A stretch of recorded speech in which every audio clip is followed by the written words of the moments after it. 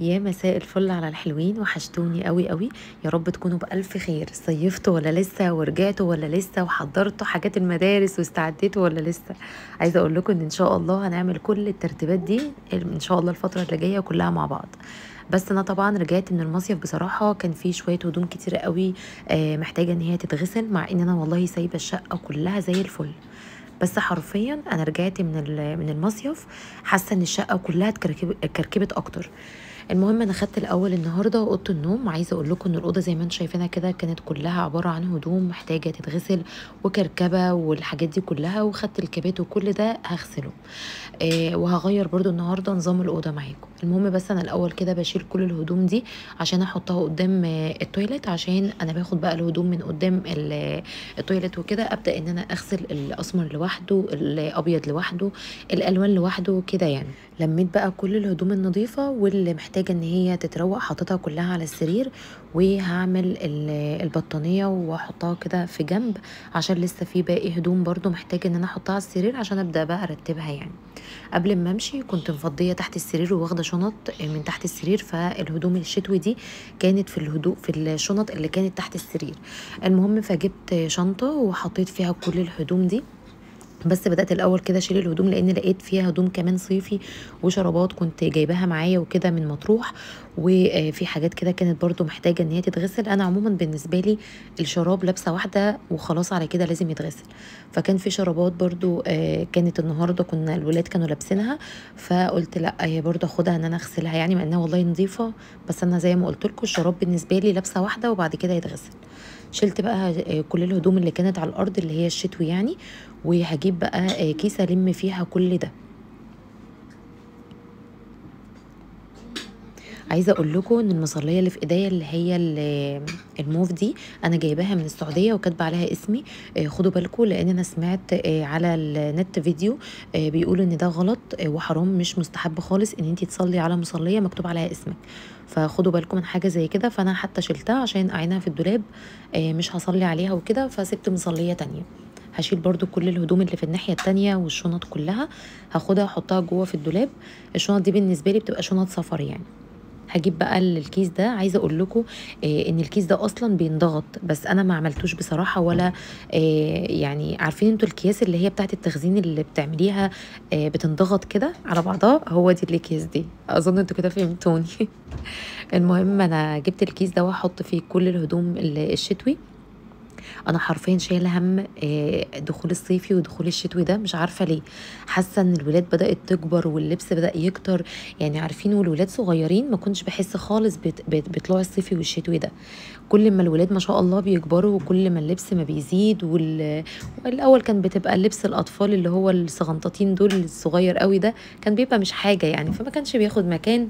وكان بالنسبه لي كان الحاجه بتطلع بسهوله يعني، وترتيبها كمان في الدولاب كانت حلوه قوي. لكن دلوقتي بقى احس ان انا شايله هم طلوع الصيف والشتاء. بس ان شاء الله كل ده هنعمله مع بعض وهنسهل عليكم كل الترتيبات باذن الله. انا موجوده هنا عشان بجد ارتب لكم كده الدنيا، وكمان احفزكم. تمام. فان شاء الله باذن الله اعمل لكم فيديوهات حلوه قوي الفتره اللي جايه. كمان هفرش معاكم الشقه لدخول الدراسه، وبرده هنزل اجيب معاكم بقى حاجه المدرسه باذن الله.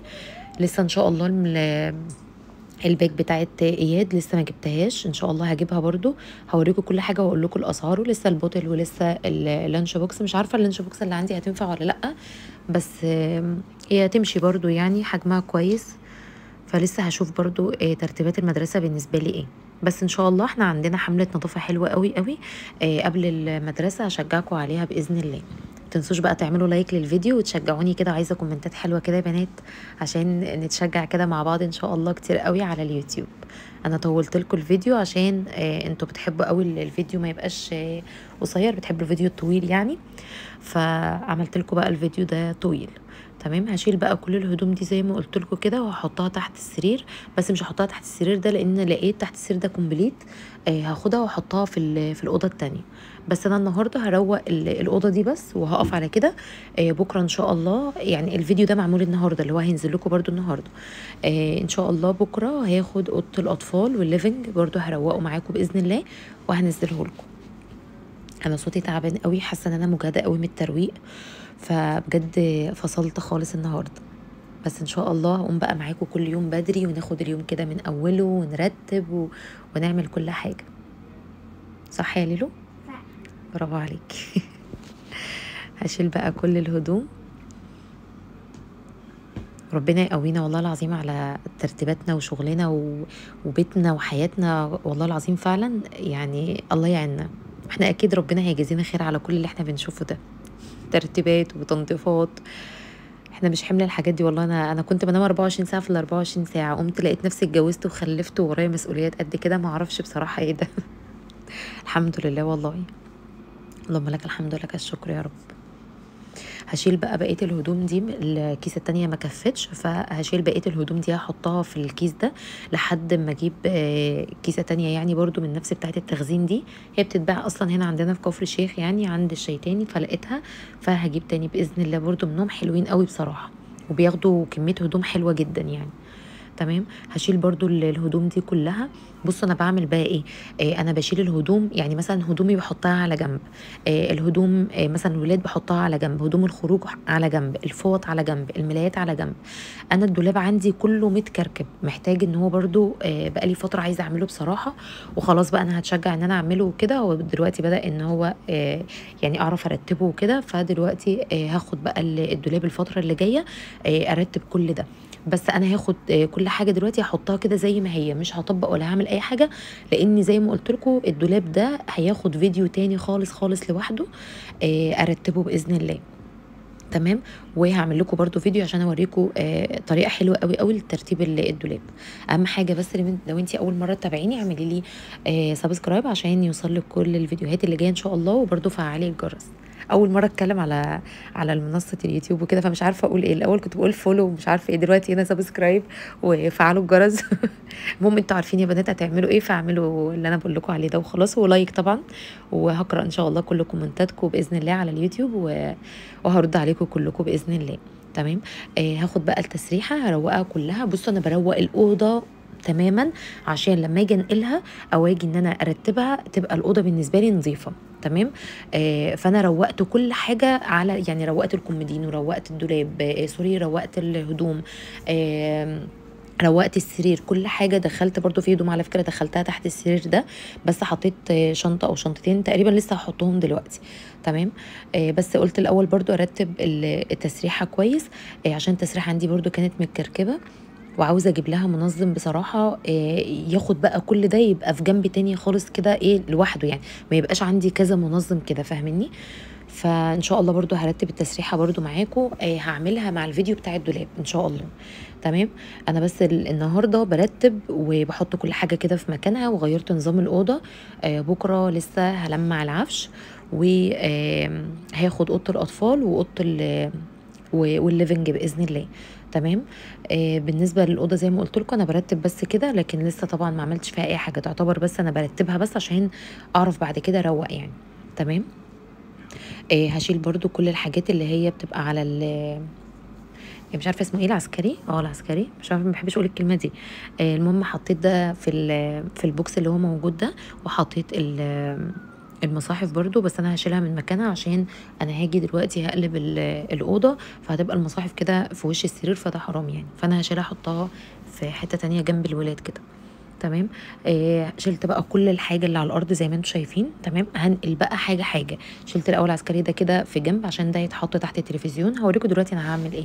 انا غيرت حرفيا الاوضه، بس هي دي اصلا كان نظام الاوضه في الاول خالص، حتى الجبس هو معمول اصلا على نظام الاوضه دي. تمام. التكييف كان شغال، بس انا كنت حرفيا فصلت، بس كنت بجري بسرعه وبخلص اللي ورايا عشان قبل ما احس ان انا عايزه انام. تمام. بس كده كويس ان انا بدات اظبط نومي يعني، عشان اقوم بقى اشوف شغلي كده من اول اليوم وبيتي وكده، واشوف حياتي كده من اول اليوم. تمام. انا كنست كده كنسه خفيفه، بس عايزه اقول لكم ان انا ده كله ما اعتمدتش عليه خالص. هوريكم دلوقتي انا كنست بايه ومسحت بايه، بحاجه واحده بس. الناس اللي متابعاني هناك هي اللي هتبقى عارفه، طبعا انتوا عارفين متابعيني فين. هي اللي هتبقى عارفه انا بمسح بايه وبكنس بايه كله مره واحده. المهم انا كده غيرت مكان السرير، وجبت كمان الاكياس، بس شوفوا زي ما انتم شايفين كده تحت السرير كان كومبليت، فخلاص انا يا دوب حطيت كيستين او كيسه تقريبا على ما اعتقد، و عدلت بقى اللي هي الخشب ده. عايزه اقول لكم ان هو بيضايقني قوي، مش مقاس اصلا السرير ده، صغير على السرير يعني، فبيضايقني جدا يعني. هنزل بقى المرتبه. كنت عايزه اشيل الكفر بتاع المرتبه، بس افتكرت ان انا اصلا لسه غسلاه، فسيبته زي ما هو. تمام. مش هعمل بقى اي حاجه تانية دلوقتي في المرتبه يعني، مش هفرشها، مش هفرش السرير ولا اعمل اي حاجه. عشان طبعا هقول لكم دلوقتي انا مش هفرشها ليه. بس انا طبعا رجعت الاول العسكري التاني كده مكانه. جبت بقى شويه ميه وشويه معطر. تمام. وبصوا بقى انا هعمل ايه. بالمكنسه طبعا اوركا اللي احنا طبعا استخدمناها مع بعض قبل كده وانتوا عارفين طبعا. وهمسح بقى كل ده كله يا بنات، هيتشفط وهيتجفف في ساعتها. دلوقتي بصوا، انت بتشدي كده مره واحده المكنسه بتمسح وبتجفف في ثانيه، في ثانيه كده. خلاص انا كده مسحت وعملت كل حاجه هنا، فافرش بقى براحتي وما محتاجش بقى ان انا لسه استنى الارض تنشف ولا الكلام ده خالص. مع ان في تكييف شغال بس برضو يعني. عملت ده كله بالمكنسه. بصراحه شدت لي التراب والميه وجففت لي كمان الارض. بصراحه المكنسه دي بقت ايديا ورجلي حرفيا. لو انت لسه هتتجوزي فبجد المدرسه دي حلوه. لو انت يا طنط بتسمعيني فهاتي المكنسه دي لبنوتك في جهازها وعينيها، عشان في حاجات كده بتطلع شويه وحرفيا مش بنلاقيها تاني، بتبقى لقط يعني زي ما بنقول. هعمل بقى برضو الناحيه دي كده اللي هي تحت الشباك بالظبط. وبرضو هجففها كويس قوي وهمسح برضو من على الحواف كده. يعني هعمل بالمكنسه كويسه اتاكد ان هي اهم حاجه نشفت. عشان هجيب هنا التسريحه. تمام. هرجعها. بس التسريحه ده ما كانش مكانها اصلا في الاول، بس عشان التلفزيون هحطه في اوضه النوم فهرجع التسريحه تاني عند الشباك. واصلا حرام التسريحه تكون قدام السرير يعني، بستحرم ان التسريحه تكون قدام السرير. تمام. هعدل بقى الستاره وهشد التسريحه. عايزه اقول لكم ان التسريحه دي بخاف منها جدا، وانا بشدها بحسها كده بترجع لورا وبتيجي لقدام كده. عارفين انتوا الواحده الدايخه، هي بتبقى عامله كده بالظبط. بصوا اهي.